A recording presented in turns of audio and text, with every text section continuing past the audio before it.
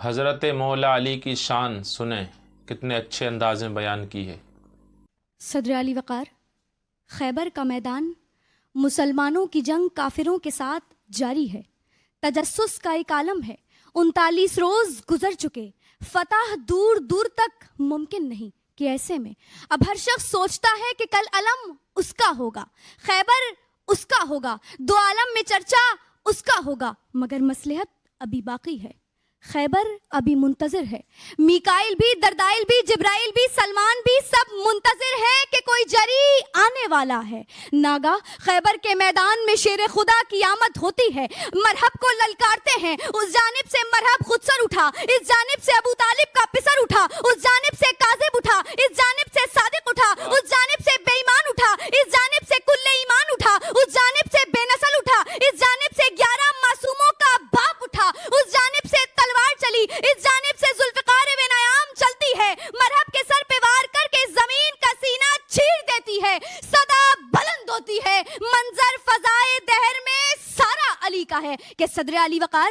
جب 12 اور 13 رجب کی درمیانی رات دیوار کعبہ شک ہو کر علی کی ولادت کا انتظام کرتی ہے تو معلوم ہوتا ہے کہ منظر فضائے دہر میں سارا علی کا ہے کہ جب لبھائے محمدی سے نکلتا ہے من کن تو مولا ہو فہذا علی مولا، جس کا میں مولا اس کا یہ علی مولا، تو معلوم ہوتا ہے کہ منظر فضائے دہر میں سارا علی کا ہے کہ جب مسلمانوں کو سیراب کرنے کی خاطر علی ابن ابی طالب کنویں کے جنات سے جنگ لڑتے ہیں اور شہنشاہی جنگ بیر العلم کا خطاب پاتے ہیں تو معلوم ہوتا ہے کہ منظر فضائے دہر میں سارا علی کا ہے کہ جب احد کے میدان میں علی کی تلوار ٹوٹتی ہے اور آسمان سے لا فتح الا علی لا سیف الا ذوالفقار کی سند اترتی ہے تو معلوم ہوتا ہے کہ منظر فضائے دہر میں سارا علی کا ہے کہ جب ایک سائل مسجد میں آ کر سوال کرتا ہے اور علی ابن ابی طالب اس کو انگشتری خیرات کرتے ہیں اور انما ولیکم اللہ کی آیت نازل ہوتی ہے تو کہنا پڑتا ہے کہ منظر فضائے دہر میں سارا علی کا ہے کہ صدر علی وقار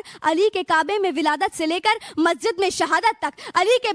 کے باب مدینۃ العلم ہونے سے لے کر سلونی کے دعوے تک، سورہ مومنون کی تلاوت کرنے سے لے کر فستو برب الکعبہ کہنے تک، دوش رسالت پہ سوار ہونے سے لے کر دست رسالت پر بلند ہونے تک، منظر فضائے دہر میں سارا علی کا ہے کہ اس نظم دو جہان کا محور علی علی، کرتے ہیں سارے شاہ و پیمبر علی علی، اتری ہے ذوالفقار بھی کہہ کر علی علی، مولا امیر نفس پیمبر علی علی، سن لو زمانے والو یہ نعرہ نبی کا ہے، منظر فضائے دہر میں سارا علی کا ہے، منظر فضائے دہر میں سارا علی کا ہے۔ شمس و قمر کی قندیلیں اور نسیم و چمیلی کے گلدستے سے اس حسین کائنات کو خلق کیا اور ہم سے عالم ارواح میں علی کی ولایت کا اقرار مانگا، یہ اقرار ہی تو تھا جو عشق کی صورت بنا،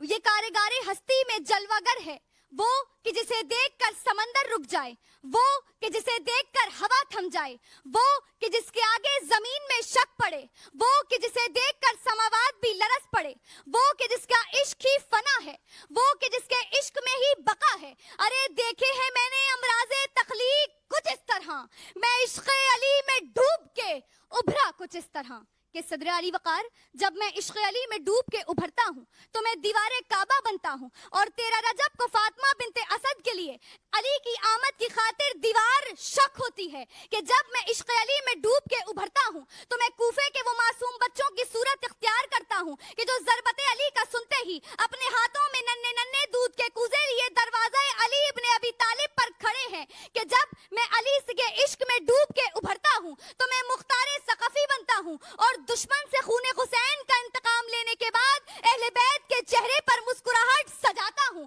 کہ جب میں عشق علی میں ڈوب کے ابھرتا ہوں تو میں حیدرآباد دکن کا وہ نواب بنتا ہوں جو علی کے عشق میں شعر کہنے پر مجبور ہوتا ہے کہ گر ذرہ ناچیز پر نگاہ بوتراب ہو جائے وہ آسماں تک پہنچتا ہے، آفتاب بنتا ہے کہ صدر علی وقار جب میں عشق علی میں ڈوب کے ابھرتا ہوں تو میں ڈاکٹر گبون بنتا ہوں جو تعصب مزاج مورخ ہونے کے باوجود نہج البلاغہ کا پورا خطبہ پڑھنے کے بعد یہ کہتے ہیں کہ واقعی علی مولا کائنات ہے کہ جب میں عشق علی میں ڈوب کے ابھرتا ہوں تو میں ہندوؤں کا وہ پنڈت بنتا ہوں جو یہ شعر کہنے پر مجبور ہوتا ہے کہ ہاں میرے سینے کی ٹھنڈک ہے، میری آنکھوں کے تارے ہیں، سہارا بے سہاروں کا نبی کے وہ سہارے ہیں اور سمجھ کر تم انہیں اپنا فقط تقسیم مت کرنا، ارے علی جتنے رہے ہیں کہ صدر علی وقار یہ عشق علی میں ڈوب کے ابھرنا ہی تو ہے کہ میسم دار پر چڑھ کر زبان کٹواتے ہیں. بہلول ریت کے ٹیلے بنا کر محل بیچتا ہے کہ قمر جیسا بادشاہ علی کے در کا گدا بننے پر مجبور ہوتا ہے. یہ عشق علی میں ڈوب کے ابھرنا ہی تو ہے کہ ہمارے